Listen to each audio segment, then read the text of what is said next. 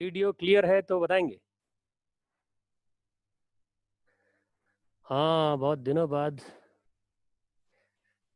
चलिए, अब बहुत दिनों बाद इसलिए मैं खुद भूल गया हूँ कि अपन ने लास्ट में क्या पढ़ा था ना, तो आप में से कोई मुझे बताया, अपन ने जीरो ऑर्डर चालू कर लिया था क्या? इंटीग्रेटेड रेट लॉ लिख लिया था अपन ने।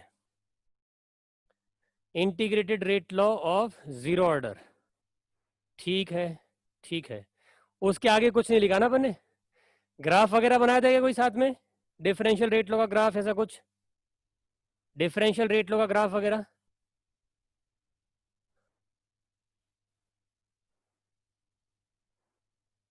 ठीक है, चलो देखते हैं। यानी कहने का मतलब है, फटाफट से रीकैप अगर करूं तो अपन ने ये सब देख लिया होगा। ये स्क्रीन कहाँ तक कवर होती है? ये छोड़ना है, अच्छा। ये लाइन किधर रहना है? ओके। ये दोनों के बीच में बोर्ड छोटा हो गया यहाँ पे। तो अपन ने ये सब देख लिया होगा। मैं फटाफट से रीकैप करके बता रहा हूँ ना। Differential rate law, differential rate law, r बराबर k times concentration of A की पावर 0। फिर आर को अपन ने रिएक्शन ये ले रखी थी, N1A से बनता है N2B। तो इसके अंदर rate of reaction can be written as -1/N1 dA/dt equal to k times concentration of A की पावर 0। N1 को इधर ले गए होंगे, वो बना डिफरेंशियल रेट लॉ। इसको इंटीग्रेट करके अपन आगे गए तो वो बन गया इंटीग्रेटेड रेट लॉ। बस ये दो पढ़े होंगे, ठीक है। तो डिफरेंशियल रेट लॉ में देखते ये दिख ही रहा है। एक इसको इधर ले आए तो -dA/dt is equal to N1 के टाइम्स कॉन्सेंट्रेशन ऑफ ए की पावर 0।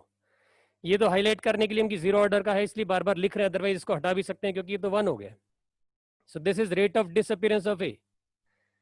ऐसे rate of appearance of B में लिखेंगे तो dB/dt इक्वल टू बी का जो कोफिशिएंट है वो मल्टीप्लाई हो जाएगा N2 times concentration of A की पावर 0। क्योंकि इनके अंदर डिफरेंशियल टर्म्स नजर आ रही हैं तो ये डिफरेंशियल रेट लॉ हो गए, ठीक है। ये तीनों ही डिफरेंशियल रेट लॉ के नाम से जाने जाते हैं। फिर इसको लेकर के अपन ने इंटीग्रेट किया था, वो इंटीग्रेटेड डायरेक्टली मैं लिखा रहा हूँ। इंटीग्रेटेड फॉर्म ये आई थी कि concentration of A at any time T is equal to concentration of A initial minus N1 KT। N1K को हमने K इफेक्टिव लिख दिया होगा, A0 minus K effective into T.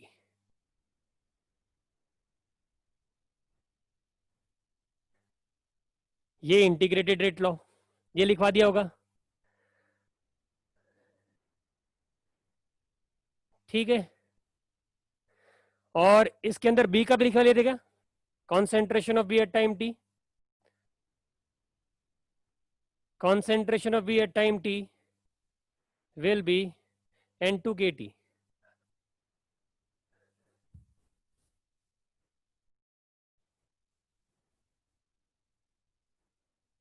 ये भी लिखवा दिया होगा। अच्छा, बी का नहीं लिखवाया था, बी का नहीं लिखवाया है, ठीक है। तो ये वाला पार्ट अपन देख लेते हैं ना, यहां तक तो अपन ने कर लिया था। इसके आगे बढ़ेंगे, ये मैं मिटा देता हूं फिर।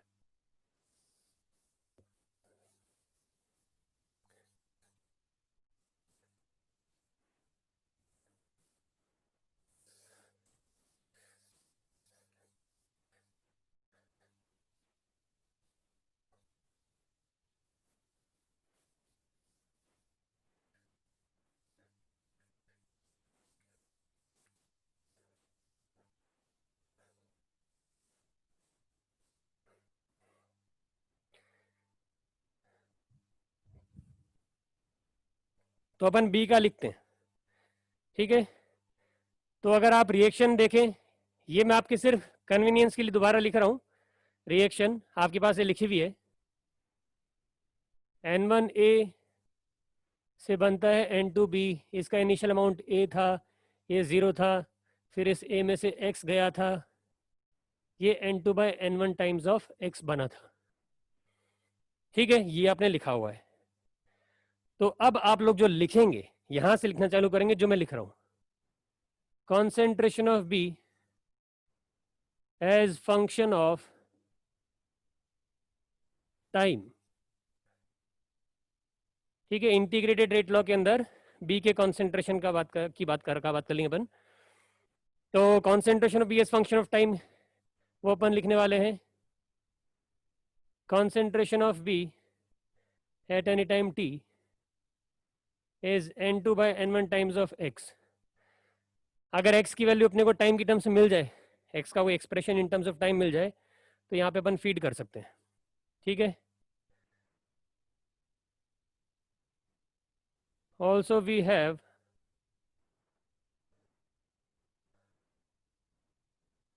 Eight time t concentration of AT equal to a minus x. इसको इंटीग्रेटेड रेट लॉ में डाल देते हैं। ठीक है, नोट करते जाओ अब। और चैटिंग में दूसरी कोई भी बात वगैरह करने का फायदा अभी नहीं है और टाइम वेस्ट होगा। समय वैसे ही कम पड़ता है, सभी टीचर से कहीं ना कहीं इंटरेक्शन में पता चलेगा कि अपने को इसके अंदर समय ज़्यादा लगता है, इस मेथड ऑफ टेक्नोलॉजी जो चल रहा है अपना ना पढ़ाने का, मेथड ऑफ टीचिंग। तो putting this in integrated rate law. ठीक है, तो ए की जगह concentration of A at time t वो ए माइनस एक्स डाल दिया। इनिशियल कॉन्सेंट्रेशन जो ए नॉट होता है वो ए डाल दिया माइनस n1 KT। ठीक है, तो यहां से आपको मिल जाएगा x बराबर n1 KT। ठीक,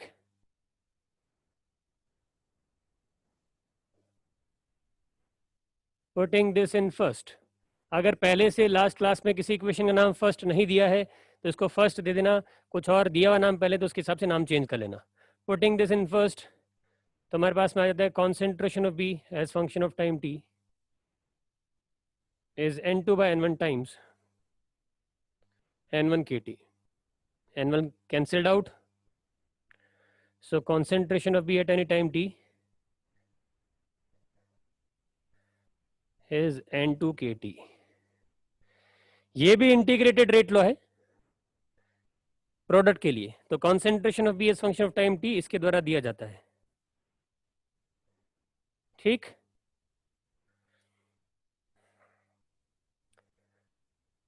अब इसके अंदर कंडीशन एक ये है, आगे चल के चलो वो कंडीशन लिख लेंगे अपन। ये इक्वेशन हमेशा नहीं वैलिड है। कहने का मतलब ये है कि अगर टाइम की वैल्यू मैंने बहुत बड़ी डाल दी तो कॉन्सेंट्रेशन ऑफ बी इस इक्वेशन के हिसाब से तो टाइम के साथ बढ़ता ही चला जाएगा, लेकिन practically there will be a limit, क्योंकि जब रिएक्टेंट खत्म हो जाएगा किसी समय पर तो उसके बाद जो बी की वैल्यू बन चुकी है उसके आगे वो नहीं बढ़ेगी। एक बार रिएक्टेंट पूरा कंज्यूम हो गया, पूरा कंज्यूम होने का मतलब क्या, एक्स की वैल्यू ए, तो n2 by n1 times of ए, इसकी मैक्सिमम वैल्यू ये हो सकती है। ठीक है, तो मैक्सिमम वैल्यू आप चेक कर लिया करें कि जो मैक्सिमम वैल्यू हमारे पास लिमिट है उसके बियॉन्ड नहीं जा पाएंगे, यानी अगर यहाँ पे उससे बड़ी वैल्यू आ रही है तो वो सही नहीं है। So this relation will be valid only up to the time जब तक रिएक्शन चल रही है, रिएक्टेंट बाकी है या जस्ट खत्म हुआ है। ठीक है, इक्विलिब्रियम की बात अपन यहाँ नहीं करेंगे क्योंकि रिवर्सिबल रिएक्शंस की बातें नहीं हो रही है, हम सिंगल साइड की बात कर रहे हैं, इरिवर्सिबल के लिए सारा थॉट पढ़ा जा रहा है। तो ये हो गया हमारे पास में एक्सप्रेशन। कॉन्सेंट्रेशन ऑफ ए का आपको पहले बॉक्स बंद करवा दिया था, ये एक और आ गया हमारे पास में। ठीक है, तो इसमें ऐसे मेंशन कर सकते हो, चलो थोड़ा सा आगे देख लेंगे। Valid only up to t less than equal to T life. T life क्या है, वो आगे पढ़ने वाले। So this is valid only up to time, जब तक इसके अंदर टाइम की वैल्यू लाइफ टाइम यानी इसके रिएक्शन के कंप्लीशन का जो समय उसके बराबर है, उससे छोटा है, तब तक ये वैलिड है, उसके आगे ये होल्ड नहीं करेगा। ठीक है, चलो अब उधर से मिटा रहा हूं मैं। नेक्स्ट चीज अपन जो पढ़ रहे हैं, this was point number 2, differential rate law first point, second point integrated rate law, third चीज पे हम लोग आ रहे हैं partial life.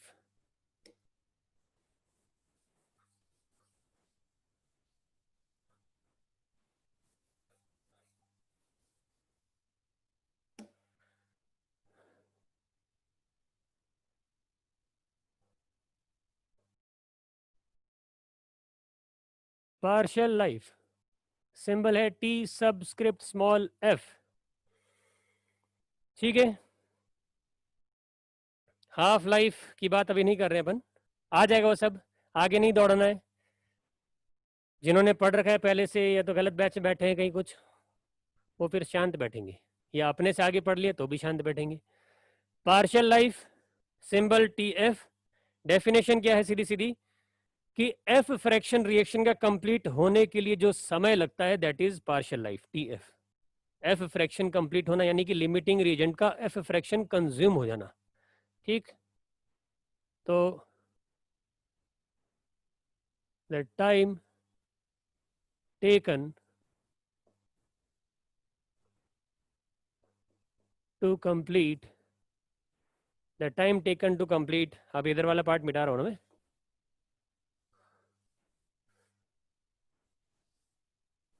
the time taken to complete f fraction of reaction, और दूसरे शब्दों में to consume f fraction of limiting reagent, f fraction of limiting reagent, the time taken to complete f fraction of reaction or to consume f fraction of limiting reagent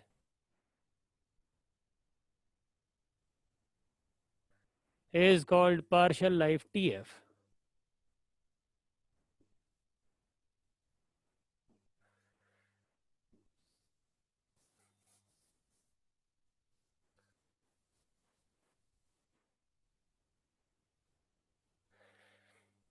ठीक है, तो इसका mathematical expression क्या आने जा रहा है वो देखते हैं अपन। जब समय टी एफ के बराबर हो चुका होगा तो एफ फ्रैक्शन कंज्यूम हो गया होगा at T equal to T f, f fraction of L R gets consumed, इसका मतलब है 1 minus f fraction of limiting reagent remains. तो अगर खर्च होने वाला फ्रैक्शन एफ है तो जो बचा है वो कितना हो जाएगा 1 माइनस एफ, क्योंकि फ्रैक्शंस का टोटल 1 आता है, ठीक है। परसेंटेज की टर्म से बोल रहे हैं, आपको थोड़ा ज्यादा हैबिट में होगा। जैसे मैं न्यूमेरिकल डेटा भी ले लेता हूं, अगर फ्रैक्शन 0.5 है तो परसेंटेज 50% है। अगर कोई लिमिटिंग रीजन 50% खर्च हो गया रिएक्शन में तो 50% बचा भी है, या 25% खर्च हो गया तो 75%, 75% बचा है, ठीक है। तो परसेंटेज के केस में हमारे पास में कंज्यूम्ड परसेंटेज को 100 में से घटाते हैं, और फ्रैक्शन के केस में वो 1 में से घटाते हैं, ठीक है। तो कंज्यूम्ड फ्रैक्शन को 1 में से घटाया तो बचा हुआ फ्रैक्शन आ गया। इसका मतलब हमारे पास में जो कॉन्सेंट्रेशन ऑफ ए इस समय बचा है, इसको अपन लिखते हैं concentration of A at time t, वो हमारे पास में आ जाएगा 1 minus f times initial concentration A naught, ठीक है। इसको इंटीग्रेटेड रेट लॉ में डाल देते हैं, putting this in integrated rate law, तो हमारे पास में आ गया 1 minus f times initial concentration. Left hand side में जो ए टी होता है उसकी जगह ए डाल दिया, राइट हैंड साइड में पहली टर्म होती है आपको याद होगी ए नॉट, और सेकेंड टर्म में n1 के टी, तो टी की जगह क्या डाल रहे हैं अपन, T F, T equal to T F. तो इसको थोड़ा सा अगर आप सिंप्लीफाई करेंगे तो पार्शियल लाइफ का फॉर्मूला बनेगा टी एफ बराबर F times initial concentration upon n1 के या के effective.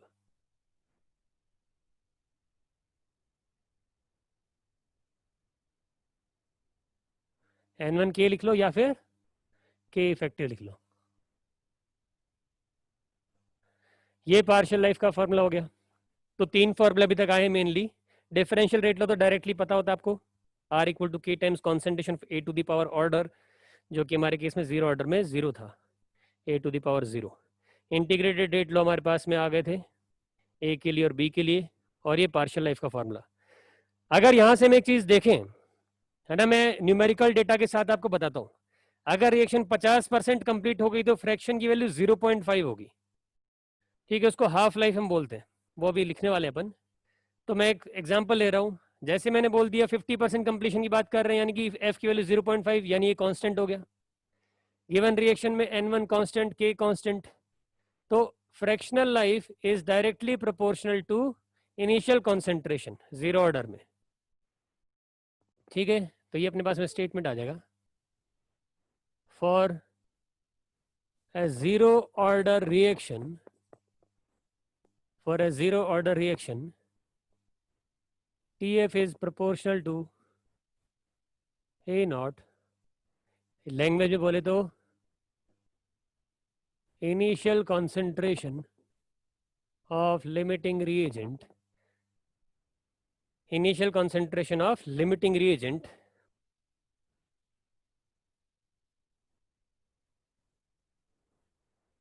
for a given fraction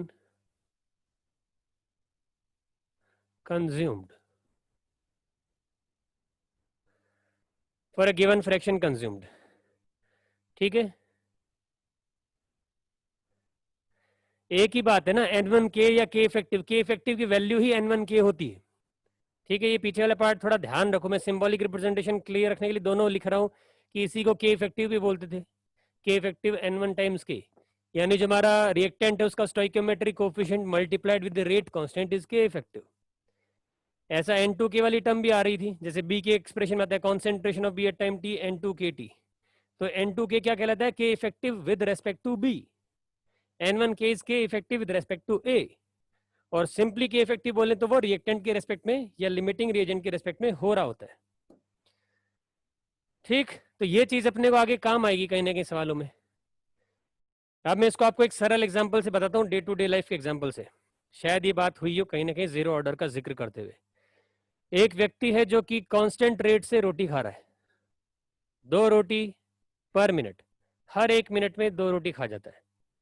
अगर हमने उसके सामने 10 रोटी रख दी, है ना, ये लिखना नहीं है, अगर हमने उसके सामने 10 रोटी रख दी तो 10 रोटी को आधा करने में, यानी 5 रोटी तक लाने में कितना समय लगेगा, 2 रोटी पर मिनट है ना।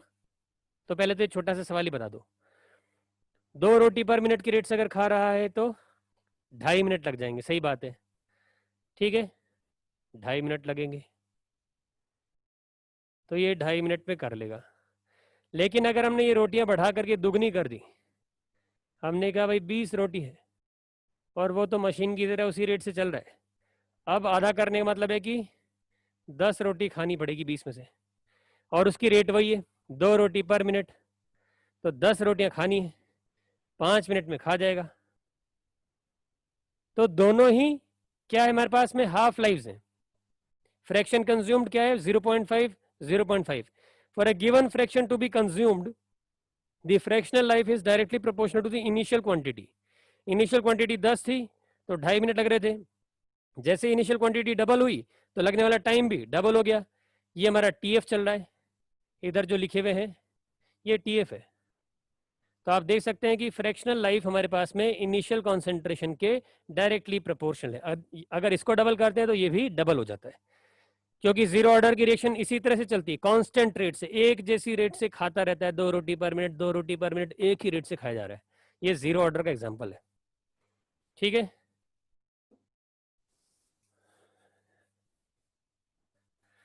आज चैट वेट में बहुत कम पूछे क्योंकि थोड़ा सिस्टम थोड़ा सा दूर है ना, चीजें से देखने के अंदर दिक्कत आ रही, कोई बहुत जरूरी हो तो ही पूछे, वरना अपन आगे बढ़ते रहे, थोड़ा स्पीड मेंटेन करनी है ना। तो ये हमारे पास पार्शियल लाइफ का फॉर्मूला आ गया, डेफिनेशन आ गई, सब बढ़िया से क्लियर होना चाहिए।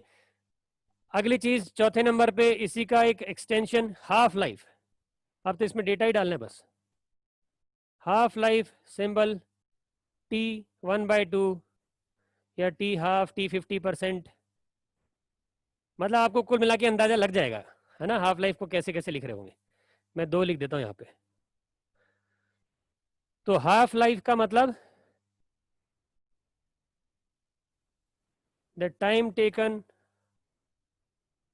टू कंप्लीट 50% of reaction ठीक है, इधर मैं और लिख रहा हूं, और ताकि मैं थोड़ा टेक्नोलॉजी का इस्तेमाल कर लूं, the time taken to consume 50% of limiting reagent. ठीक है, कैसे भी डिफाइन करो एक ही बात है, 50% रिएक्शन तभी कंप्लीट होती है जब लिमिटिंग रिएजेंट 50% कंज्यूम हो जाए। तो अगर इसकी वैल्यू निकालनी हो तो एफ की वैल्यू 1/2 डालनी है, तो ये फॉर्मूला आ रहा है यहाँ पे, हाफ लाइफ का फॉर्मूला।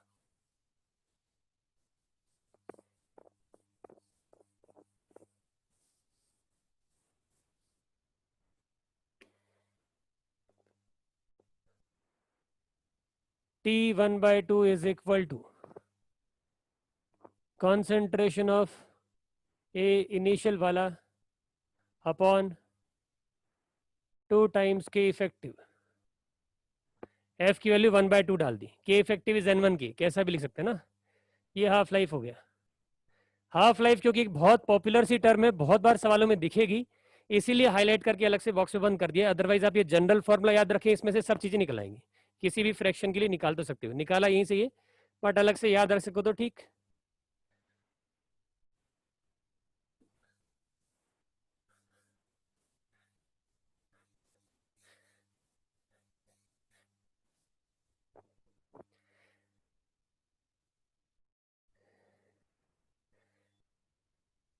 नहीं, इनिशियल कॉन्सेंट्रेशन से रहता है ना, मतलब उसी से हाफ अगर कर रहे हो, कोई भी फ्रैक्शन कंज्यूम कर तो कहीं से स्टार्ट करोगे कि भाई ये मोमेंट, आप किसी को भी इनिशियल मान सकते हो, बात अलग है कि 10 रोटी से चालू किया तो 10 से 5 पे आप किसी ने बोला कि हाँ अब से स्टार्ट करेंगे, तो 5 रोटी उसके लिए इनिशियल हो गया, जहां से आप डिसाइड करो वो आपका इनिशियल हो गया कॉन्सेंट्रेशन, उसके डायरेक्टली प्रोपोर्शनल है।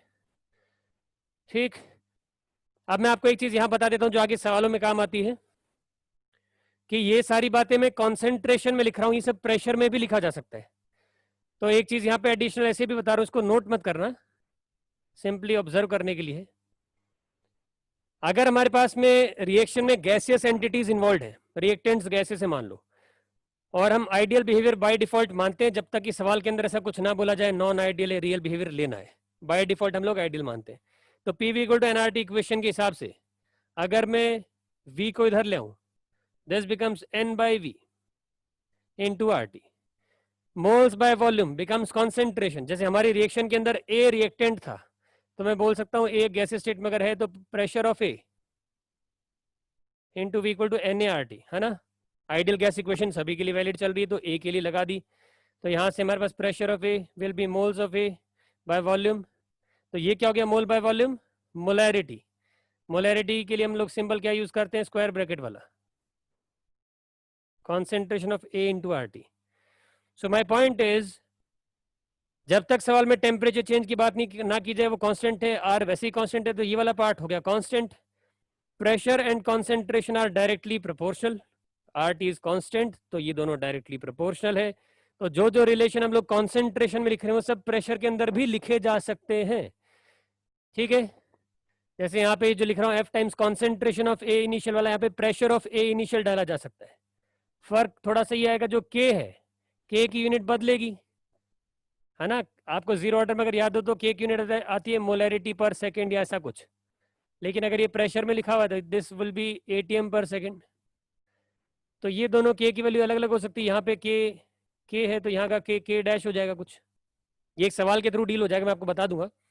सो माय पॉइंट इज, फॉर्मूले की शक्ल यही रहती है, कॉन्सेंट्रेशन की जगह प्रेशर डल जाएगा, N1 के में जो के होगा आपका वो प्रेशर की टर्म्स में जो के की वैल्यू आती है, जो के होता है वो वाला डलता है, कॉन्सेंट्रेशन केस में कॉन्सेंट्रेशन वाला के डलता है, और वो कैसे वेरी होता है वो अभी सवाल के थ्रू आगे कवर हो जाएगा।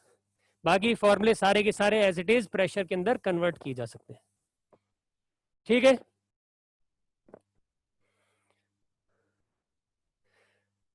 चलो भाई, फिफ्थ, लाइफ टाइम, जिसका जिक्र हमने उधर कॉन्सेंट्रेशन ऑफ बी के लिए किया था इंटीग्रेटेड रेट लॉ में। Lifetime symbol T life और टी 100% रिएक्शन को कंप्लीट होने में लगने वाला समय, टाइम टेकन टू कंप्लीट 100% ऑफ रिएक्शन और टाइम टेकन टू कंज्यूम 100% ऑफ लिमिटिंग रिएजेंट। रिवर्सिबल का कोई थॉट अभी हम नहीं डिस्कस कर रहे हैं यहाँ पे कहीं भी, सब कुछ इरिवर्सिबल के रेस्पेक्ट में पूरी तरह से रिएजेंट कंज्यूम हो रहे हैं। ठीक है, तो लाइफ टाइम के लिए फ्रैक्शन की वैल्यू क्या हो जाएगी? 40 equal to T life, fraction consumed will be 1, percentage consumed 100%, fraction consumed 1, 40 equal to t life, we have f equal to 1, पूरा कंप्लीट कंज्यूम हो गया, उस फॉर्मूले में डाल दिया तो t life is equal to a naught by k effective, ये n1 के, ये लाइफ टाइम का फॉर्मूला आ गया। दोनों को अलग से याद करने बजाय ये जनरल फॉर्म याद रखो, सारे केस होते जाएंगे ना। यहाँ पे एक पॉइंट जो दिख रहा है नोट कर सकते हैं हम, नोट करने वाला पॉइंट ये है कि टी लाइफ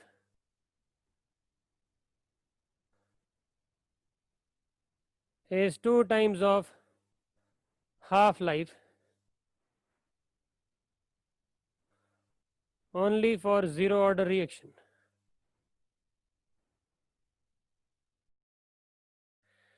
ठीक है, तो थोड़ा सा इंपॉर्टेंट है ये, थोड़ा सा इंपॉर्टेंट इसलिए जहां गलती होने का स्कोप होता है वो सब चीजें इंपॉर्टेंट होती है, जहां अपने को कभी कंफ्यूजन हो सकता है, क्योंकि नॉर्मली जो हमारा दिमाग काम करता है लैंग्वेज के हिसाब से, हाफ लाइफ है ये और ये फुल लाइफ है, तो फुल लाइफ तो हाफ लाइफ की डबल ही होती है। ऐसा आपके दिमाग में कॉन्सेप्चुअल सा इस तरह का स्टेटमेंट आ सकता है कि फुल लाइफ तो हाफ लाइफ की डबल होगी, लेकिन ऐसा हमेशा होता नहीं ना, केवल जीरो ऑर्डर में ऐसा हो रहा है, इसका डबल ये दिख रहा है क्योंकि रिएक्शन कांस्टेंट रेट से चल रही है। जो रोटी वाला एग्जांपल था, 10 से 5 रोटी खाने में 2.5 मिनट लगे, अगली बार 5 से 0, बचे हुए जो रोटी है 5, आधी रोटियां जितनी खाई उसमें 2.5 मिनट लगे, बची हुई आधी में फिर से 2.5 मिनट लगने वाले हैं, क्योंकि उसकी रेट चेंज ही नहीं होती।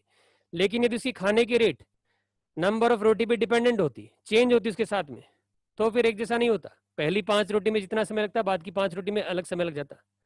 ठीक है, तो हाफ लाइफ का डबल फुल लाइफ ऐसा केवल जीरो ऑर्डर के अंदर रहता है। ठीक है, नोट कर लिया हुआ यहां तक? तो फॉर्मुलेशन हमारे यहां खत्म होते हैं, अब ग्राफ बनाने जा रहे हैं हम।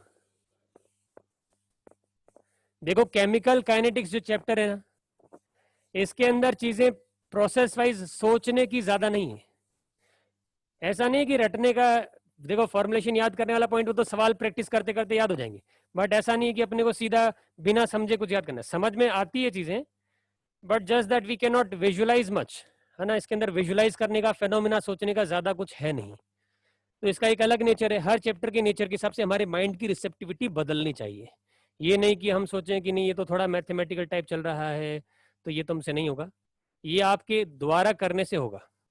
जितना आप अपने हाथों से डिराइव करेंगे ना चीज़ों को दोबारा जाके हर एक चीज़, तो आपको ये कंफर्टेबल लगेगा। थोड़े थोड़े समय पे डिराइव करते रहना। छठी और आखिरी चीज़ इसकी थ्योरी में ग्राफ्स देख रहे हैं हम थोड़े, तो ये ग्राफ आप ही लोग बनाएंगे, ठीक है। कुछ मैं यहाँ पे वाई एक्सिस और एक्स एक्सिस पे वेरिएबल ड्रॉ कर रहा हूँ, मार्क कर रहा हूँ, और ग्राफ आप ड्रॉ करेंगे। जैसे सबसे पहले तो यही बना दो कि R as function of concentration of A at any time t, या इसकी जगह प्रेशर भी हो सकता था, pressure of A eight any time t, इसका नेचर कैसा आएगा ये बताओ। स्ट्रेट लाइन, स्ट्रेट लाइन बहुत तरह की होती है, कैसी straight line? Decreasing straight line Devesh का कहना है, अलोंग एक्स एक्सिस, अलोंग नहीं बोलना चाहिए, parallel to x axis, horizontal. ठीक है, बिल्कुल सही कह रहे हैं। जो बच्चे कुछ बता रहे हैं कि डिक्रीजिंग नेगेटिव स्लोप वाली, भाई ये रेट है, रेट, कॉन्सेंट्रेशन नहीं है।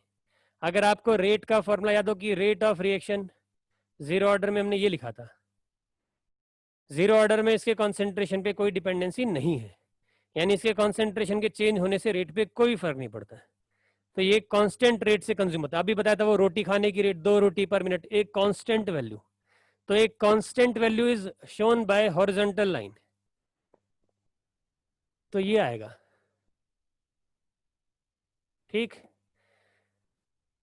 इसकी वैल्यू अगर पूछे कोई क्या है तो के बराबर है। भाई r represents rate of reaction, और रेट ऑफ रिएक्शन में क्या आता है हमारे पास, ये वाला पार्ट तो गायब हो गया, ये इधर के आ जाएगा। So this intercept is basically के। ठीक है, चलो अगला वाला ग्राफ बनाना है आपको।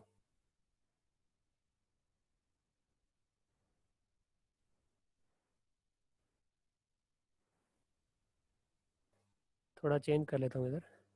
ये थ्योरी में चल रहा है, बाकी सवालों में एक्सपेरिमेंट कर लेंगे। अभी सवालों की तरफ नहीं जाते हैं, तो थ्योरी का पार्ट है तो नॉर्मल चलते हैं।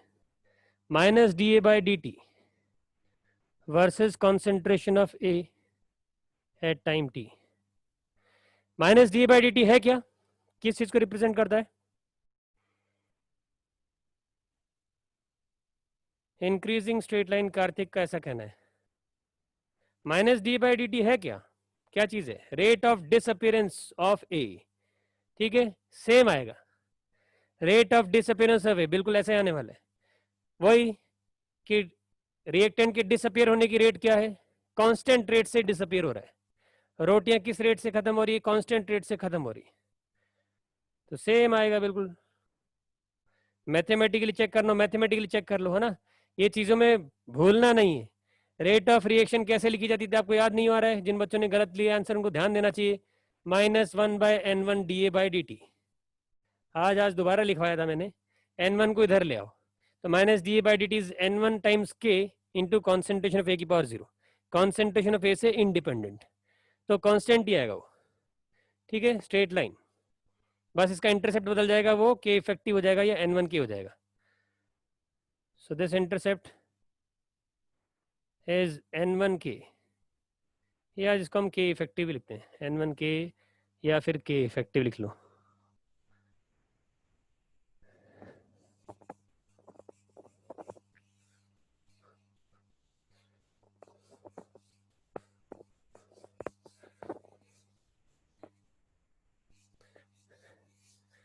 फिर सेम कहानी बी के साथ में, rate of appearance of B, जब ए कांस्टेंट रेट से खर्च हो रहा है तो बी भी कांस्टेंट रेट से अपीयर होगा।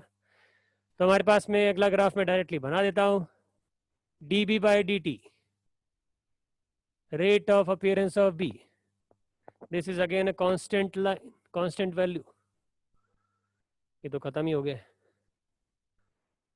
रेड कलर शायद दिख विक जाए।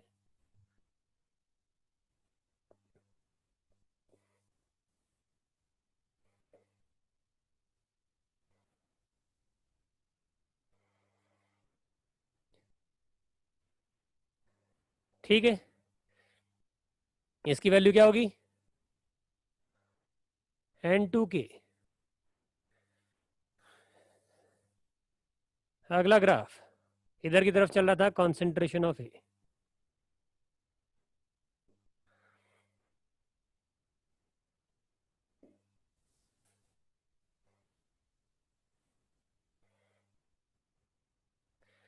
So we have rate of reaction versus time,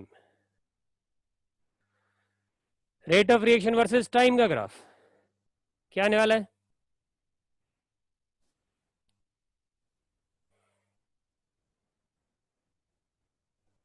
same आएगा, बिल्कुल सही कह रहे हो।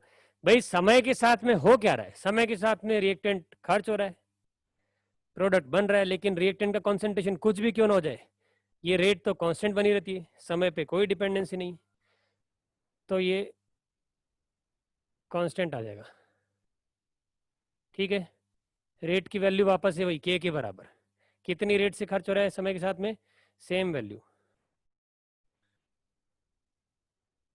अब ये सारे ग्राफ इधर ऐसे रिपीट हो जाएंगे। ठीक है, D A by D T versus time, मतलब minus D A by D T versus time, D B by D T versus time, सब कुछ रिपीट हो जाएगा। यानी कुल मिला के जो कॉन्सेंट्रेशन लिखे थे उनको मिटा के टाइम जैसा बना सकते हैं हम लोग।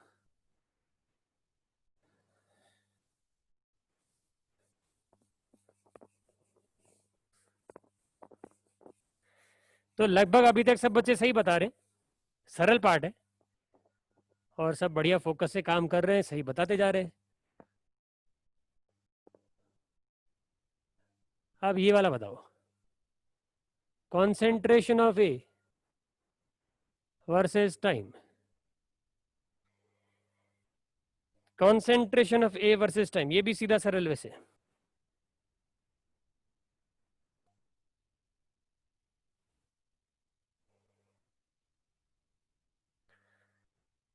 ऐसा कुछ नहीं यहाँ पे, एटी डालो बीटी डालो, सबके में तो ग्राफ किसी का भी बना सकता हूँ, बीटी वर्सेस बनाओ एटी वर्सेस बनाओ, सेम है, तो चेंज ही नहीं हो रहा है। जब कोई घटना किसी से डिपेंड ही नहीं करी, कांस्टेंट रेट से होती ही चली जा रही है, तो तुम यहाँ एटी लिखो बीटी लिखो कुछ भी लिखो, सेम आने वाला है। ये वाला केस तो डिक्रीजिंग आ रहा है, straight line decreasing straight line, सही बोल रहे हैं। हमारे पास इंटीग्रेटेड रेट लॉ जो होता है उसके हिसाब से आप देख सकते हैं, है ना। ये इधर कंपैरिजन के लिए मैं इधर दिखा रहा हूँ, एटी बराबर ए नॉट माइनस N1 KT,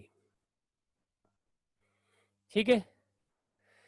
तो यहां पर हमारे पास में y वेरिएबल, ये दिख रहा है आपको, this is the y variable, time is the x variable, minus N1 K, यहाँ पे माइनस n इंक्लूड करते हुए जो दिख रहा है वो है स्लोप m, और जो इधर दिख रहा है वो है इंटरसेप्ट c। तो y equal to mx plus c का फॉर्मेट है,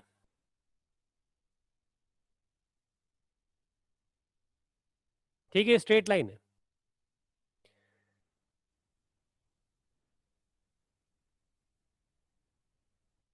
इनिशियल ए नॉट कॉन्सेंट्रेशन से चालू हुआ ये ग्राफ,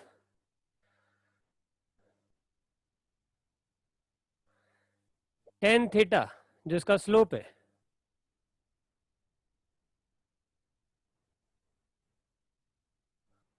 उसकी वैल्यू माइनस N1 K या minus K effective, N1 K को ही K इफेक्टिव लिखते हैं अपन, ये मैंने कई बार बता दिया। अब मैं आपसे एक चीज यहां पूछ लेता हूं कि ये जो समय है ये कौन सा समय है, यहाँ पे जो समय है ये कौन सा वाला समय है, टी लाइफ, है ना, लाइफ टाइम। रिएक्शन यहाँ पे कंप्लीट हो गई क्योंकि रिएक्टेंट का कॉन्सेंट्रेशन घटते घटते घटते यहाँ पे जीरो हो गया है, समय के साथ घटता गया, जब ये वाला समय आया कॉन्सेंट्रेशन जीरो हो गया। यानी यहाँ पर जो ग्राफ में ये जो वैल्यू दिख रही होगी आपको, this marks the life time, tea life, ठीक। तो लाइफ टाइम आप यहां से निकालते तो कैसे निकालते, लाइफ टाइम कंप्लीट होने पे ये जीरो हो जाता है, तो at T equal to T life, यहाँ पे टी लाइफ डाल देंगे, इसको जीरो डाल देंगे, तो वही वाला फॉर्मूला बन जाएगा जो हमने लिखा हुआ है, ठीक। अगला ग्राफ इधर देख लेते हैं,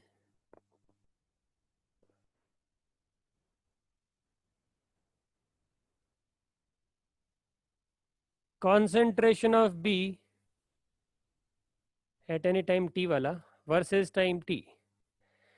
ये ग्राफ बताओ कितने बच्चे सही बताते हैं, देखते हैं ना।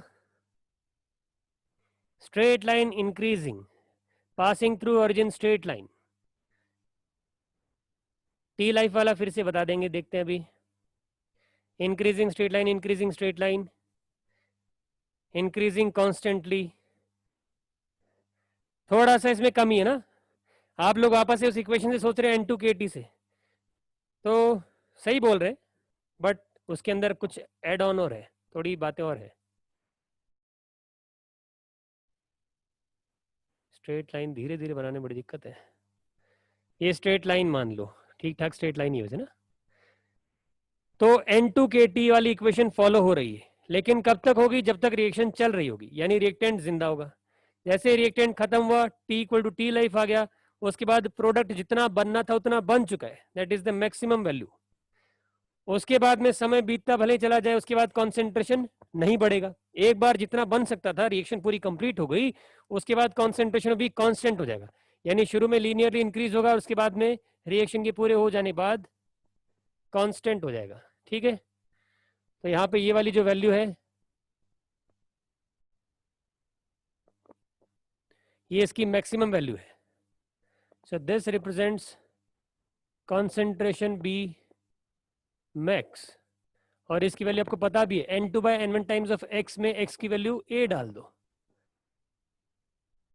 n2 by n1 times of a। ठीक है, this is the maximum value of या a नॉट, जैसा आप लिखते हो। ये जो समय है ये वो समय है जब रिएक्शन पूरी हो चुकी है। This is again tea life,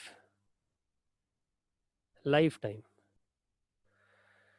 तो कुछ बच्चे गए थे टी लाइफ वाला वापस से, इसमें ज्यादा कुछ है नहीं। पहली बात तो ये क्लियर होना चाहिए टी लाइफ होगा ऑफ कोर्स, समय के बढ़ते बढ़ते ये खर्च होता गया। एक समय ऐसा है जब ये पूरी तरह से जीरो हो गया, कॉन्सेंट्रेशन घट के जीरो हो चुका है, यानी कि रिएक्शन कंप्लीट हो गई। ये समय लाइफ टाइम को रिप्रेजेंट कर रहा है। ठीक है, इसके थ्रू अपन टी लाइफ का फॉर्मूला कैसे निकालते हैं? मुझे पता है जब समय टी लाइफ के बराबर होगा उस समय कॉन्सेंट्रेशन ऑफ ए कितना दिख रहा है? जीरो। तो इसको जीरो डाल देते हैं, इसको जीरो डाल देते हैं, इसको टी लाइफ डाल देते हैं, तो टी लाइफ का फॉर्मूला बन जाता जो हमने पहले से उधर से लिखा हुआ है फ्रैक्शनल लाइफ से। ये वाली जो लाइन चल रही है इसका जो स्लोप है भाई, concentration of B T is equal to n2 kT।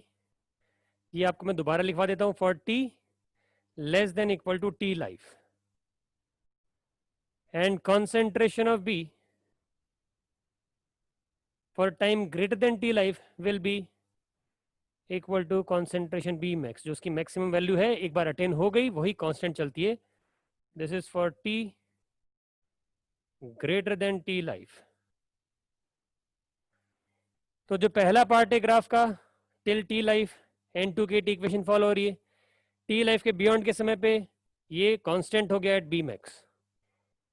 ठीक है, इसका स्लोप अगर मैं बोलूं, इस वाली लाइन का स्लोप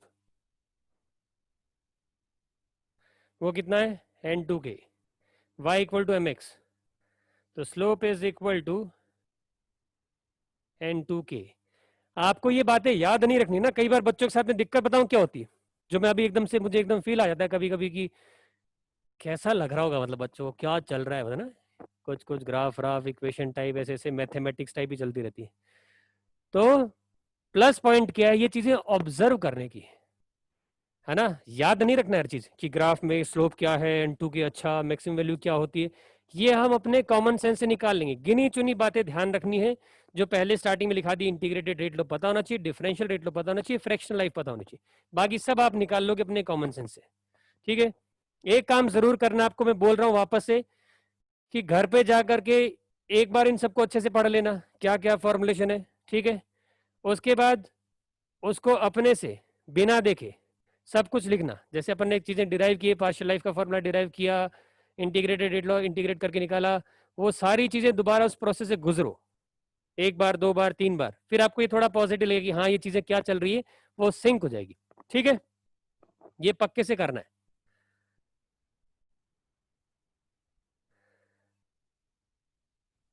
क्या ट्रू है प्रैक्टिकली आदित्य? ओके सुनिधि, तो ये सारे काम आपको घर पे पक्के से कर रहे हैं ना। जिस बच्चे को बढ़िया परफॉर्मेंस चाहिए, अच्छी पॉजिटिव फीलिंग चाहिए, इस जैसे चैप्टर में जिसमें मैथमेटिकल टाइप चलता है, उसको अपने हाथ से करना ही होगा, करना ही होगा, करना ही होगा, कोई ऑल्टरनेटिव नहीं है। ठीक है, तो अरविंद ने कुछ बोला था, nature of graphs, nature of graphs practical है क्या? हाँ प्रैक्टिकल, जीरो ऑर्डर अगर रिएक्शन फॉलो कर रही है तो ये तो प्रैक्टिकल है सब कुछ। ठीक है, अब एक ग्राफ और देखते हैं अपन, लास्ट ग्राफ देखेंगे थ्योरी की पार्ट में, लास्ट ग्राफ, बाकी सवालों के थ्रू जब आ जाएगा कोई तो देख लेंगे।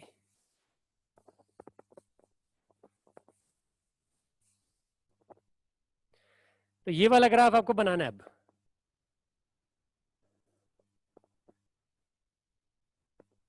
और इसकी सारी डिटेल्स जो जो आप पता कर सकते हैं, जैसे यहाँ डिटेल्स निकाल रहे हैं अपन दूसरी, concentration of A at any time T versus concentration of B at any time T, ये करो। बढ़िया अभी,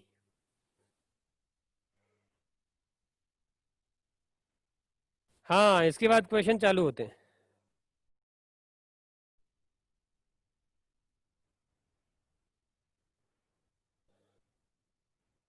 ठीक है, इसका ग्राफ कैसा कुछ होगा किसके बारे में टिप्पणी करें।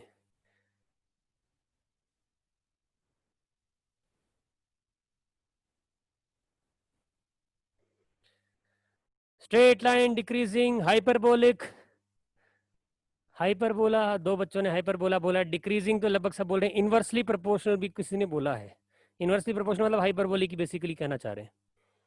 हाइपरबोला बहुत सारे लोगों ने बोला, ठीक, हाइपरबोला बोला है, लेकिन ये गलत बोला है। अब मैं आपको बताता हूँ ये क्या है, ठीक है। फील फैक्टर पे नहीं बोल देना है। कई बार फील फैक्टर पे लगता है कि अच्छा रिएक्टेंट घट रहा है, प्रोडक्ट बढ़ रहा है, ये तो दोनों उल्टे हैं एक दूसरे के, एक घटता है दूसरा बढ़ता है, इनवर्सली प्रोपोर्शनल टाइप। ऐसा कुछ नहीं है ना, ये तो ठीक है घटता दूसरा बढ़ता है, लेकिन घटने का तरीका, जब कॉन्सेंट्रेशन बी बढ़ रहा होगा तो रिएक्टेंट का कॉन्सेंट्रेशन घट रहा होगा, वो लीनियर आने वाला है, इसके जैसा आने वाला है, इस टाइप का। तो हम मैथमेटिकली जाएंगे इसमें। तो हमारे को ये पता है कि concentration of A at any time T is a naught minus n1 kT। ये आपको ध्यान है ना, इंटीग्रेटेड रेट लॉ। लेकिन मुझे concentration of A versus time का ग्राफ नहीं चाहिए, वर्सेस बीटी का ग्राफ चाहिए। तो यहाँ पे मैं किसी तरह से बीटी की टर्म जनरेट करूं, जो कि सरल काम है। अगर आपको याद हो कि concentration of B at any time T, ये भी लिखा भी n2 kT होता है, तो इसको मुझे n2 kT बनाना है। तो इधर मैं n2 से मल्टीप्लाई और n2 से डिवाइड कर देता हूँ। तो ये वाला जो पोर्शन है n2 kT वाला, इतने को तो कॉन्सेंट्रेशन ऑफ बी लिख लूंगा मैं, है ना। इससे थोड़ा कंफ्यूजन हो जाएगा, नीचे वाला भी ले लोगे आप। कहने का मतलब है ये जो पोर्शन दिख रहा है, this is concentration of B. तो concentration of A at any time T is equal to initial concentration A naught minus इस n2 इधर ले लो, n1 बाय n2, है ना। n2 को इसके साथ में नीचे ले, और n2 के टी क्या हो गया है, concentration of B at time T. ये इक्वेशन आ गई। तो जैसी रिक्वायरमेंट है उसके हिसाब से हमने वहीं पे इसको जनरेट कर लिया। अब इसको याद नहीं रखना है। तो हमारे पास ये स्ट्रेट लाइन दिख रही है आपको, ये वेरिएबल y वेरिएबल, ये इधर जो दिख रहा है ये आपका x एक्सिस का वेरिएबल बना रखा है हमने, minus n1 by n2 is the slope, और ये जो दिख रहा है वो इंटरसेप्ट c।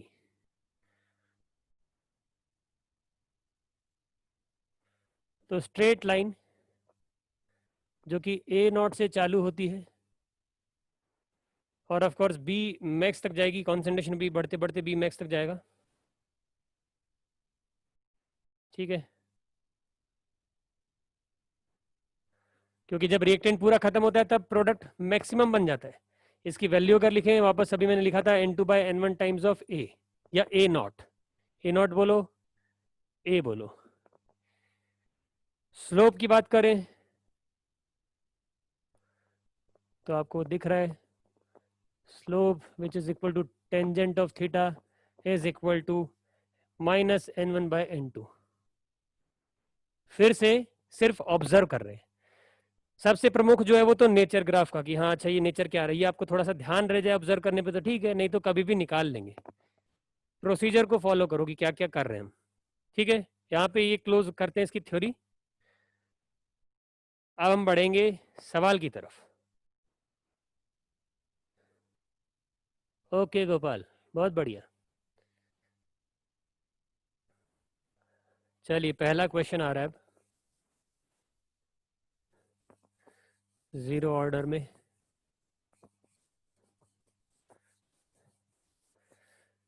टेस्ट का सिलेबस जो है पोस्ट कर दिया गया है ग्रुप पे, जाते ही चेक कर लेना।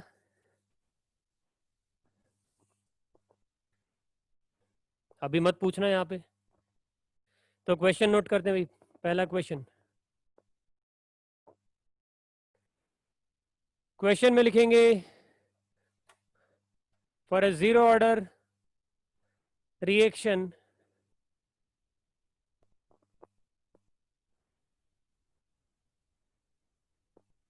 फॉर अ जीरो ऑर्डर, तेज गति से लिखते जाना, for a zero order reaction N1A गैसीय स्टेट से बनता है N2B गैसीय स्टेट, रेट कांस्टेंट एरो पे के लिखा है। For a zero order reaction N1A giving N2B,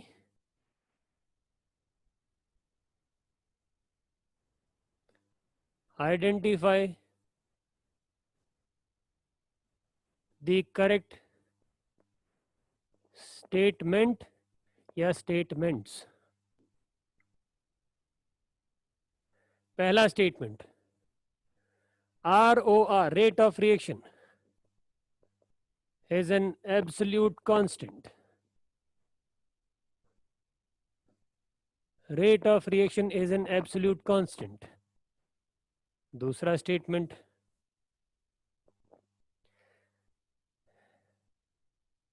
rate of disappearance of A is linear function of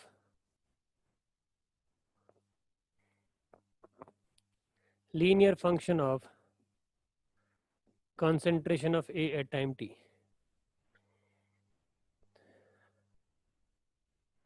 Rate of appearance of B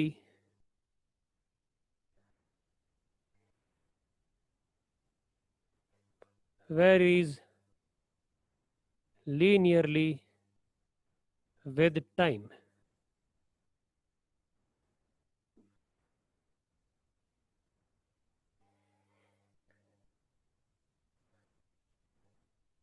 The time required to complete 90% of reaction is 9/10 A0 upon N1K.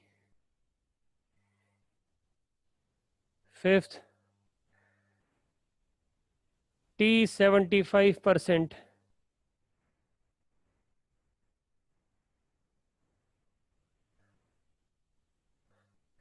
is directly proportional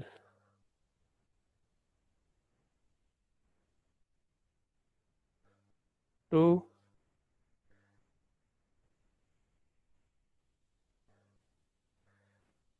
initial pressure of A.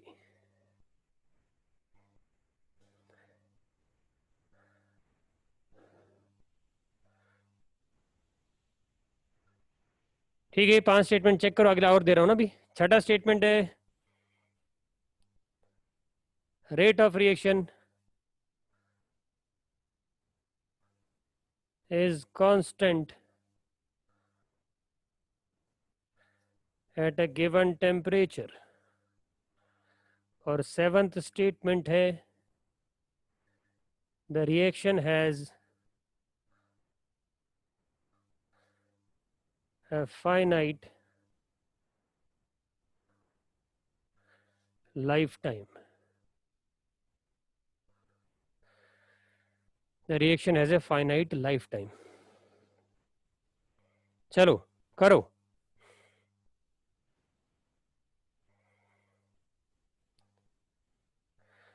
One 4 5 6 ऐसा गर्वित का कहना है। अमृषा कहती हैं 4 5 6 7। गोपाल कहते हैं केवल पहले 2 करेक्ट हैं। श्रेयांश कहते हैं 2 3 4 6 7। यश कहते हैं 1 2 4 5 7। आदित्य कहते हैं 2 3 4 5 7 2 3 4 5 6 7। और फिर काफी सारे बच्चे काफी तेज गति से बहुत कुछ कहते हैं। ठीक है, देख लेते हैं अब, है ना। मतलब ऐसा कुछ नहीं ज्यादा कि सोचना पड़े, साथ साथ में होते चले गए होंगे। एब्सोल्यूट कांस्टेंट, एब्सोल्यूट कांस्टेंट का मतलब होता है कि ऐसा कोई कांस्टेंट जो कि किसी चीज पे निर्भर नहीं करता है, जैसे कि यूनिवर्सल गैस कांस्टेंट R। ठीक है, यूनिवर्सल गैस कांस्टेंट R जो है वो किसी टेम्परेचर कंडीशन से या किसी और पैरामीटर पे डिपेंड नहीं कर रहा है। अब कोई कह देता है कि नहीं सर उसमें यूनिट के हिसाब से तो बदलता है। यूनिट के हिसाब से बदलना अलग, यूनिट में उसकी एक्सप्रेशन अलग अलग है, लेकिन हम ये कह रहे हैं वो तो एक्सप्रेस करने के तरीके हैं। अब कोई कह दे कि 1 kg किसी का मास था, उसको हमने 1000 ग्राम लिख दिया तो बदल गया, वो तो नंबर बदल गया है, अलग यूनिट में एक्सप्रेस कर रहे हैं, है ना। बट मास कंजर्व रहते हैं, मास पे कुछ और कुछ ना हो रहा हो तो सेम ही रहेगा, कोई फिनोमिना नहीं हो रहा है तो। ठीक है, तो रेट ऑफ रिएक्शन किसी चीज पे निर्भर नहीं कर रही है, ऐसा नहीं है। जीरो ऑर्डर के अंदर रेट ऑफ रिएक्शन क्या आती है हमारे पास में, R equal to K times concentration of A की पावर 0। अब क्योंकि A की पावर 0 है तो A तो गायब हो जाएगा, R बराबर K। इस स्टेटमेंट के पीछे का कहीं ना कहीं लॉजिक ये देना, ये इसके बेसिस पे बनाया गया है स्टेटमेंट कि ए पे डिपेंड ही नहीं कर रहा है, कॉन्सेंट्रेशन में तो टर्म गायब हो गई, तो रिएक्शन की जो रेट है वो के हो गई है, और के कांस्टेंट है, हमने ग्राफ भी बनाया था। लेकिन ये जो के कांस्टेंट है ये एब्सोल्यूट कांस्टेंट नहीं है, टेम्परेचर पे डिपेंड करता है, कैटलिस्ट पे भी डिपेंड करता है, अपन ने बताया हुआ है। So it is not an absolute constant, it will change with temperature. जैसे टेम्परेचर बदलेगा के बदल जाएगा, रेट ऑफ रिएक्शन बदल जाएगी। Rate of disappearance of is linear function of concentration eight time T. अब इसके अंदर भी देखो बच्चे कई बार क्या गलती करते हैं, अभी अभी हमने ग्राफ देखा था,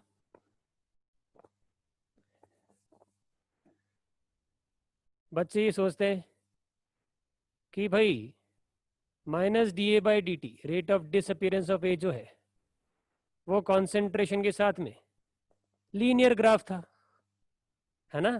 कैसा सोच है देखो, एक टर्म रिलेट होती है, ये लीनियर है, यहाँ भी लीनियर बोला है, तो ठीक है। ऐसा नहीं है ना, लीनियर फंक्शन का मतलब होता है डायरेक्टली प्रोपोर्शनल, लीनियर डिपेंडेंसी, है ना। यानी कि ये जब हाफ होता है तो ये भी हाफ हो जाता है, ये डबल होता है तो डबल होता है। लीनियर फंक्शन का मतलब उसके साथ में लीनियरली डिक्रीज या इंक्रीज होता है, डायरेक्टली प्रोपोर्शनल वाला थॉट, जो कि नहीं है, ये इसका फंक्शन ही नहीं है। Rate of disappearance of is not function of eighty, इस पे डिपेंड ही नहीं करता है, ठीक है। तो ये वाला रिजेक्ट हो गया है। तो मैं सबके कुछ कुछ लॉजिक बताते जा रहा हूँ ना कि एब्सोल्यूट कांस्टेंट का मतलब क्या था। एब्सोल्यूट कांस्टेंट नहीं, क्योंकि के होता है रेट ऑफ रिएक्शन और के डिपेंड करता है टेम्परेचर पे, तो it is not an absolute constant. Rate of disappearance is not dependent on eighty, it is constant. तो ये ग्राफ ऐसे लाइन दिख रहा है, इसका मतलब लीनियर फंक्शन नहीं सोच लेना है। सेम कहानी इधर इसके साथ भी आएगी, ये भी रिजेक्ट हो गया। 90% कंप्लीट होना मतलब फ्रैक्शन की वैल्यू आपको पता है, परसेंटेज से फ्रैक्शन कैसे बनाते थे, 100 से डिवाइड करके। तो 90 इज द परसेंट, फ्रैक्शन बनाने के लिए 100 से डिवाइड किया तो ये 9/10 आ गया, और फ्रैक्शनलाइज का फॉर्मूला डाल दोगे तो ये आ जाएगा, एफ टाइम्स, ये एफ लिखा हुआ है, 9/10 is fraction, F times A not upon n1 के। सो this is correct. Fractional life जो होती है वो इनिशियल प्रेशर या इनिशियल कॉन्सेंट्रेशन बोला था मैंने, यहाँ पे प्रेशर भी बोल सकते हैं, अभी थोड़ी देर पहले बताया था, pressure and concentration are directly proportional, तो मैं प्रेशर की टर्म्स में भी बोल सकता हूँ, तो ये सही है। एक गिवन टेम्परेचर पे रेट ऑफ रिएक्शन कांस्टेंट हो जाएगी, तो रेट ऑफ रिएक्शन आर हमारे पास में के बराबर आया था, और के एक गिवन टेम्परेचर पे कांस्टेंट हो जाएगा। अब इसमें कई बार बच्चे कहते हैं कैटलिस्ट वाला पार्ट, तो कैटलिस्ट वाला पार्ट एक अलग घटना, एक अलग एंटिटी इंट्रोड्यूस कर देना, that is a different scenario. Reaction conditions के अंदर जब भी हम बात करेंगे तो कोई स्पीशीज का इन्वॉल्वमेंट उसके अंदर अपन नहीं कंसिडर कर रहे होते, कि प्रेशर घटाना बढ़ाना, टेम्परेचर घटाना बढ़ाना, ये रिएक्शन कंडीशंस में आता है, वो तो ऑल टुगेदर एक अलग तरह से करना हो गया रिएक्शन को, ठीक है। तो गिवन टेम्परेचर पे रेट ऑफ रिएक्शन कांस्टेंट होगी। The reaction has a finite life time, यानी एक फाइनाइट टाइम में कंप्लीट हो जाती है, बिल्कुल होती है, इनफाइनाइट समय नहीं लेती है। So the answers are 4, 5, 6 and 7। Fifth वाला तो मेरे पास में ये जो फॉर्मूला है, इधर दिखेगा नहीं, यहाँ लिखता हूँ भाई, फ्रैक्शनल लाइफ का भी अपन ने स्टेटमेंट भी लिखा था कि कोई भी फ्रैक्शन जब कंज्यूम हो रहा हो तो उस गिवन फ्रैक्शन के लिए, फॉर अ गिवन फ्रैक्शन मतलब F constant, for a given reaction n1 के, ये सब कांस्टेंट आ गया, तो TF is directly proportional to initial concentration. Fractional life initial concentration के डायरेक्टली प्रोपोर्शनल होती है, ठीक है। और concentration of species is directly proportional to its pressure, ये कैसे बताया था, यहाँ से बताया था, जैसे PAV इक्वल टू NART, फिर वॉल्यूम को इधर लाए थे, तो PA बराबर NA/V इंटू RT, इसकी जगह पे लिख देता कॉन्सेंट्रेशन ऑफ ए, ये वही है, NA/V इज कॉन्सेंट्रेशन ऑफ ए, और R और T कांस्टेंट है, तो pressure of A is directly proportional to its concentration, ठीक है। तो मैं प्रेशर की टर्म्स में भी बोल सकता हूँ, ठीक है। 4, 5, 6, 7, दिस इज द आंसर। जिन बच्चों की सही उनको बधाई, बाकी लोग थोड़ा और ध्यान से करें, है ना, और अपनी स्कोरिंग कंटिन्यू रखें, मेंटेन करें, और उसमें इंप्रूवमेंट करें।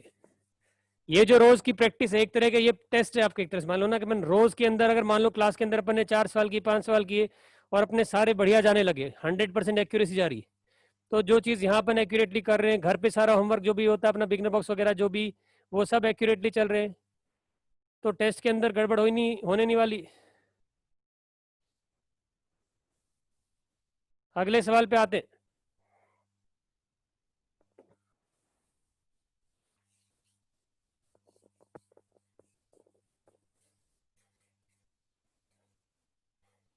तो इसका answer 4, 5, 6, 7।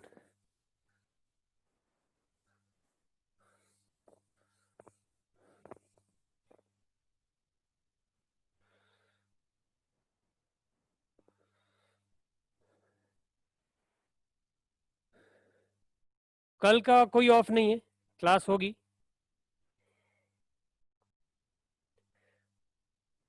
For a given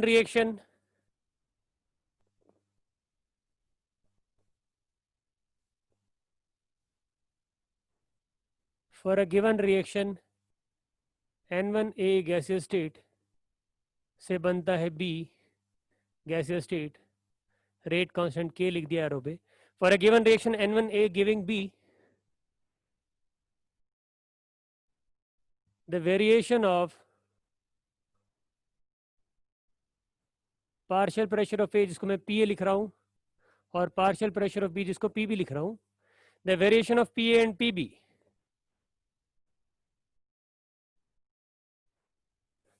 with time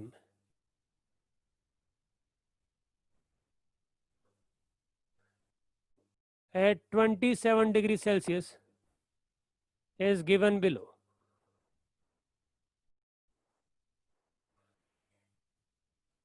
ठीक है, फिर यहां ग्राफ आ गया।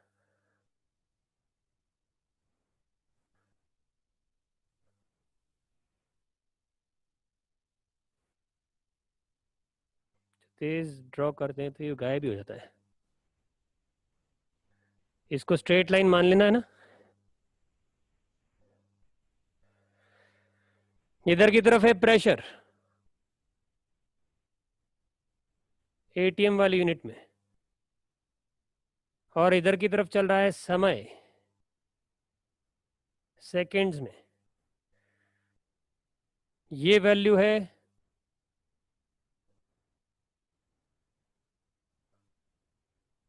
6।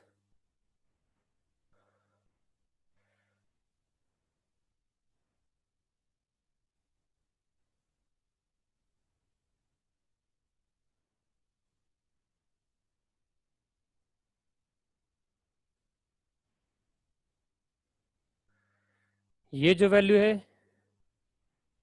ये 2।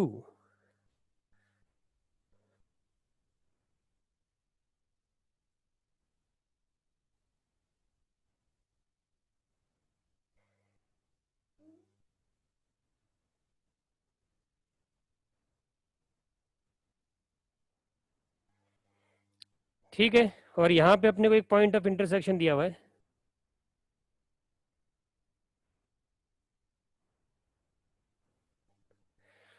तो चीजें क्या क्या है हमारे पास में ग्राफ के अंदर, दो ये कर्व है रेड कलर से जो शो किए गए हैं, और जैसा कि बोला गया एक प्रेशर ऑफ ए और एक प्रेशर ऑफ बी है।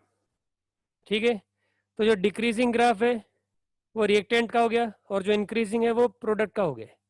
ठीक है, और इनिशियल वैल्यू दे रखी है 6, बी का फाइनल प्रेशर दे रखा है 2, और जहां पे दोनों के प्रेशर बराबर होते हैं वो टाइम इंस्टेंट दे रखा है 20 सेकेंड्स। ये गिवन इंफॉर्मेशन हो गई। अब सवाल की लैंग्वेज आगे चालू होती है।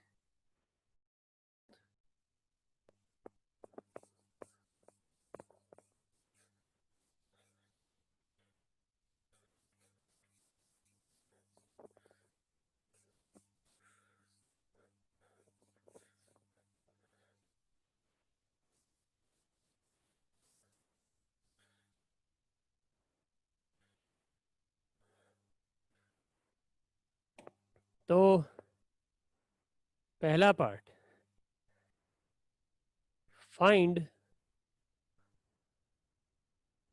order of reaction, find order of reaction and value of N1. Second part,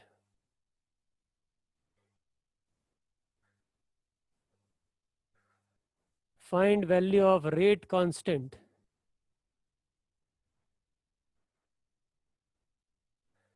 in molarity per minute. Third part, find PB, pressure of B.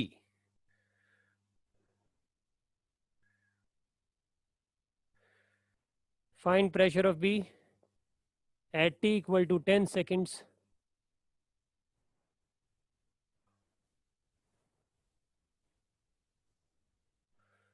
इसमें दो पार्ट है, when PA naught जो कि इनिशियल प्रेशर ऑफ ए है वो 10 ATM लिया गया हो, और सेकेंड पार्ट या बी पार्ट जब पी ए नॉट 1 ATM लिया गया हो।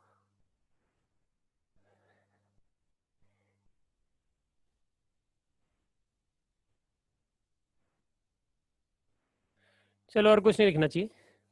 मैं ये लिखने वाला था कि assume reaction to be started with pure reactant. वो ग्राफ से दिख रहा है अपने को, जब रिएक्टेंट का कुछ प्रेशर था उस टाइम पे प्रोडक्ट का प्रेशर 0 है। ठीक है, तो इसको करेंगे आप लोग, अब करें।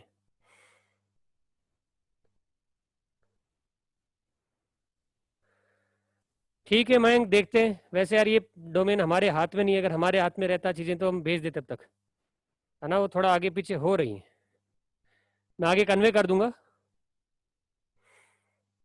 लॉकडाउन है, वो सारी बातें पता है, लेकिन एज ऑफ नाउ कोई इन्फॉर्मेशन नहीं है हमारे पास में कि क्लासेस वगैरह चेंज हो रही हैं या ऐसा कुछ भी।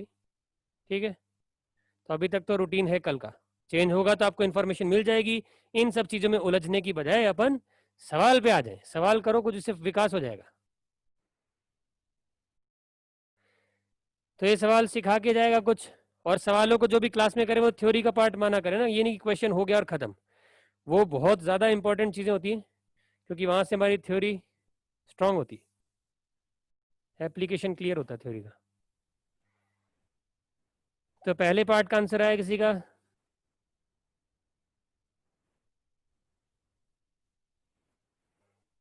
देवेश कहते हैं कि 0 ऑर्डर की रिएक्शन है और N1 की वैल्यू 6 है।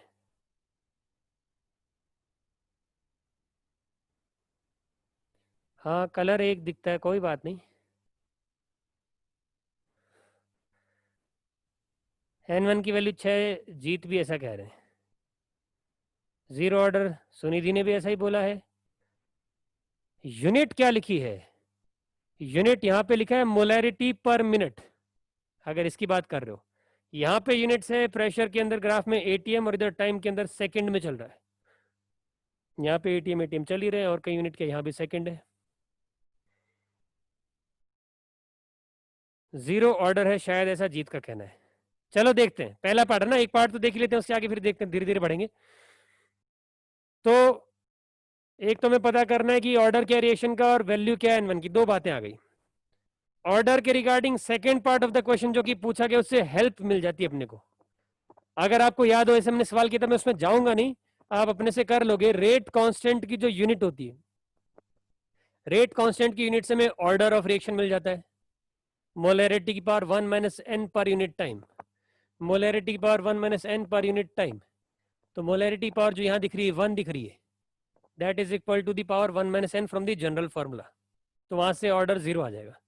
या तो आप यूनिट ऑफ रेट कांस्टेंट से सोच लेते, बट मान लो कोई कहे कि नहीं सर, अगर सेकंड पार्ट पूछा ही ना होता सवाल में तो हमें तो ये पता ही नहीं चलता, तो हम ग्राफ से देखेंगे।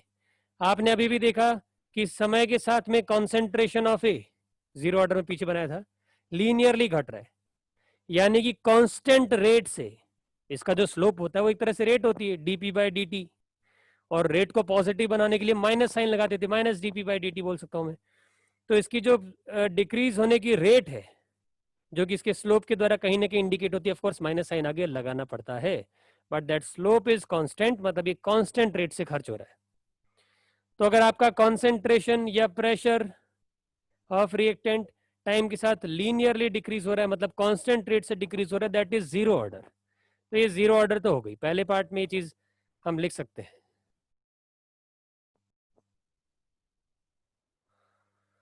तो फर्स्ट पार्ट के लिए, as P A varies linearly, PBC भी चेक कर सकते हो, मैं पीए से चेक कर रहा हूँ, as P A varies linearly with time, this implies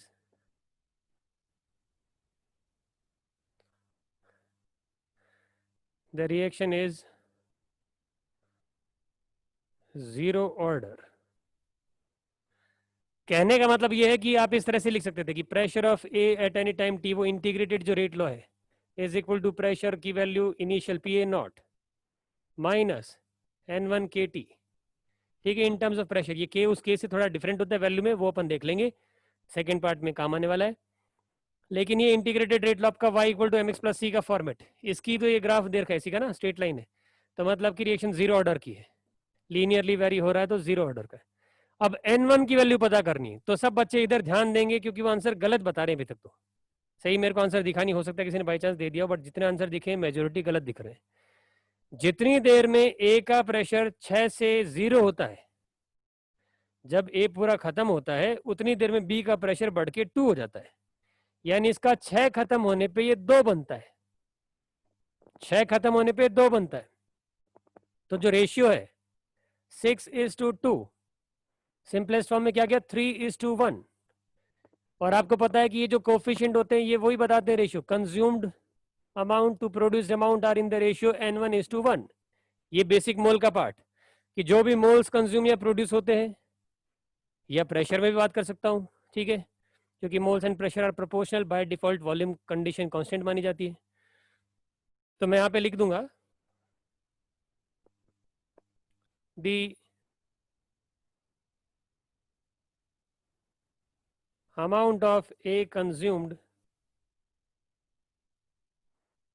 upon the amount of B produced balanced equation के हिसाब से इस रेशियो में होंगे। जितनी देर में यहां से N1 मोल खत्म होते हैं यहाँ पे 1 बनता है, अगर यहाँ से 2N1 खत्म होंगे तो यहाँ 2 बन जाएगा। N1:1 के रेशियो में चलता है, तो A का जो अमाउंट कंज्यूम होता है अपॉन B का अमाउंट जो प्रोड्यूस होता है, they should be in the ratio N1:1। अब यहाँ पे डेटा फीड कर दो, ठीक है। तो अमाउंट हमारे पास यहाँ किससे रिप्रेजेंट किया जा रहा है, प्रेशर के टर्म्स में, 6 एटीएम प्रेशर खत्म हो गया। जितनी देर में ए का 6 एटीएम प्रेशर खत्म होता है उतनी देर में बी का 2 बन जाता है, n1/1। तो यहाँ से n1 की वैल्यू आ गई 3। तो एक चीज ये मिल गई हमें, और ये जीरो ऑर्डर है, ये दो जानकारी, ठीक है। ओके विनय, ठीक है। जिन्होंने 3 बताया बहुत अच्छी बात है, ज्यादातर लोगों का आंसर मैंने 6 देखा, वो 6 लिख रहे थे। अब second part of the problem पे आते हैं। आप लोग खुद से ट्राई करना चाहे तो कर सकते हैं, बिल्कुल आप लोग करें। और अगर आप में से कोई बाई चांस दूसरी क्लास से पहले कहीं नहीं बैठा है या किसी ऐसे मित्र के संपर्क में नहीं है, तो लगभग मुझे गारंटी से पता है कि आप ये नहीं कर पाओगे, है ना। मतलब चैलेंज दे रहा हूँ, चैलेंज करो जरा।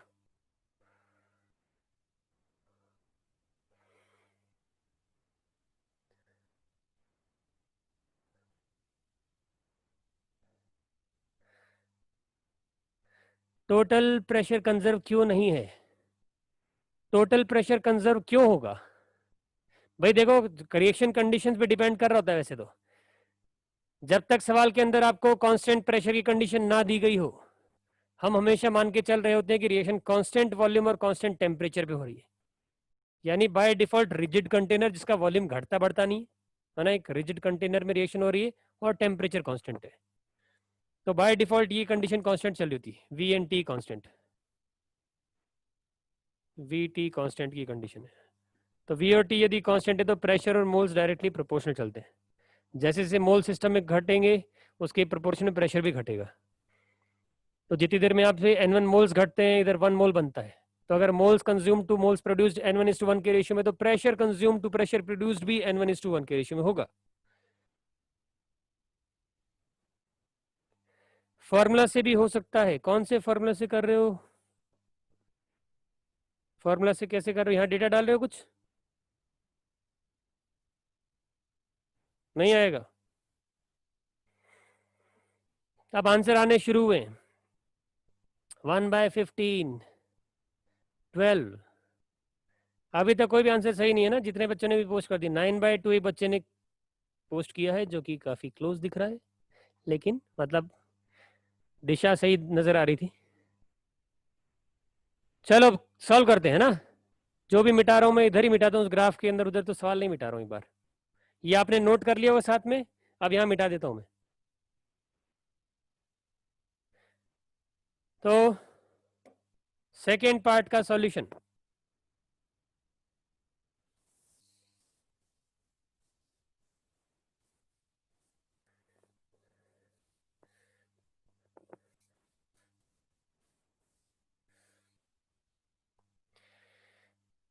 तो सेकेंड पार्ट में क्या खास बातें हैं? इंटीग्रेटेड रेट लॉ लिख रहा हूं मैं एक बार। इंटीग्रेटेड रेट लॉ प्रेशर की टर्म्स में अगर लिखते हैं जो उधर लिखा हुआ है, pressure of A at any time T is equal to pressure of A initial वाला माइनस N1 KT। अब आइडियल गैस इक्वेशन के आधार पे मैं इसको कन्वर्ट करूंगा कॉन्सेंट्रेशन की टर्म्स में। थोड़ी देर पहले मैंने लिखा था this can be written as concentration of A into RT। तो इसको ऐसा लिख सकते हैं, concentration of A at any time T into RT बराबर कॉन्सेंट्रेशन ऑफ ए इनिशियल वाला into RT minus N1 KT। तो PV इक्वल टू NRT का यूज करते हुए प्रेशर की जगह पे कॉन्सेंट्रेशन की टर्म्स में लिख लिया। ठीक है, ये आ गया। अब हम एक काम करते हैं, पूरी इक्वेशन को RT से डिवाइड कर देते हैं, डिवाइड करेंगे। तो यहां से आगे बढ़े, concentration of A at time t is equal to initial concentration minus N1 by RT, N1 into K by RT into T। ये चीज मैं बोल रहा था कि हमारे पास जो इंटीग्रेटेड रेट लॉ है, प्रेशर के रूप में भी लिखा जा सकता है, कॉन्सेंट्रेशन के रूप में भी लिखा जा सकता है, लेकिन बस K की वैल्यू डिफरेंट होगी क्योंकि वो अलग अलग यूनिट में चल रहा है। तो यहाँ पे जो हमारा K था कॉन्सेंट्रेशन टर्म्स में, वो K अपॉन RT, उसको K डैश बुला सकता हूं मैं। ठीक है, तो concentration of A minus N1 K dash T, ये कॉन्सेंट्रेशन की टर्म्स में आ गया, where K dash is equal to K over RT।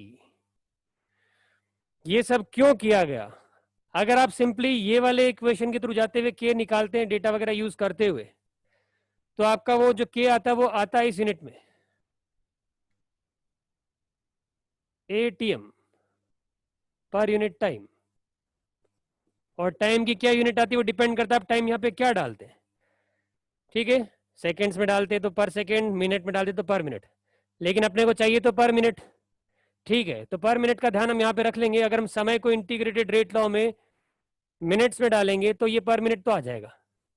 ठीक है, लेकिन अगर हमने ये प्रेशर वाली इक्वेशन डायरेक्टली यूज कर ली तो वो जो K निकलेगा वो ATM पर मिनट में आएगा, लेकिन हमें चाहिए मोलैरिटी पर मिनट। हमें इस वाले IRL का जो ये रेट कांस्टेंट है ये चाहिए। ठीक है, तो rate constant in this unit मतलब K बाय RT चाहिए अपने को। This was the main part of the equation. अब इसके आगे ये हो जाएगा। ठीक है, तो चलो इसको देखते हैं। अब इधर मिटाना ही पड़ेगा, मिटा देता हूं मैं। ग्राफ के अलावा पार्ट मिटा देते हैं, ग्राफ का मुझे थोड़ा जरूरत पड़ेगी।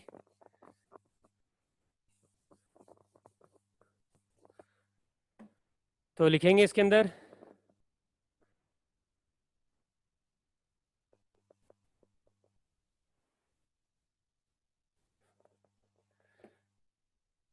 ये निकालते हैं पहले ना डेटा डाल करके। तो प्रेशर वाली इक्वेशन से जाते हैं, K को निकाल लेंगे, RT से डिवाइड कर देंगे, यहाँ पे डालते हैं अपन ना। तो at T equal to 20 seconds PA equal to PB। ठीक है, फटाफट कर रहे हैं। 20 सेकेंड के ऊपर दोनों प्रेशर बराबर हो गए थे, PA बराबर PB, ये एक हमारे पास में इंफॉर्मेशन है। तो जो हमारी रिएक्शन थी वो रिएक्शन हो गई 3A गैसियस स्टेट से बनता है B गैसियस स्टेट। वैसे N1A था बट N1 की वैल्यू निकाल चुके हम 3। तो इसका initial pressure T equal to 0 पे कितना है 6 ATM, ये है 0। T इक्वल टू 20 सेकेंड्स पे 6 में से मान लो 3x चला गया तो इधर कितना बनेगा x। ठीक है, लेकिन P और PB तो बराबर है, इसका मतलब 6 minus 3x is equal to x, और यहां से x की वैल्यू आ जाती है 3/2। x की वैल्यू 3/2 ATM आ गई। x क्या है हमारे पास में B का प्रेशर, और B का प्रेशर और A का प्रेशर बराबर है। So this is value of PA, यानी pressure of A at time t is equal to 3/2 atm for t equal to 20 seconds या फिर 20/60 मिनट्स। तो अब हमारे इंटीग्रेटेड रेट लॉ में हम ये डेटा डाल देंगे। हमें प्रेशर ऑफ ए पता चल चुका है टी टाइम पर 20 सेकंड पे, तो यहां पर टाइम 20 सेकंड की बजाय मैं मिनट में डालूंगी, मुझे मिनट में जाना है। ठीक, अब डेटा डाल देंगे, putting this in integrated rate law. अब ग्राफ का काम खत्म, ये टी 20 सेकंड का मुझे बताना था, यहीं पे कंटिन्यू कर देते हैं। Putting this in integrated rate law, तो डायरेक्टली डाल रहा हूं मैं 3/2 इज इक्वल टू 6, इसमें डाल रहे हैं 3/2 equal to initial value 6 minus n1 की वैल्यू 3 आ चुकी है, k इंटू 20/60।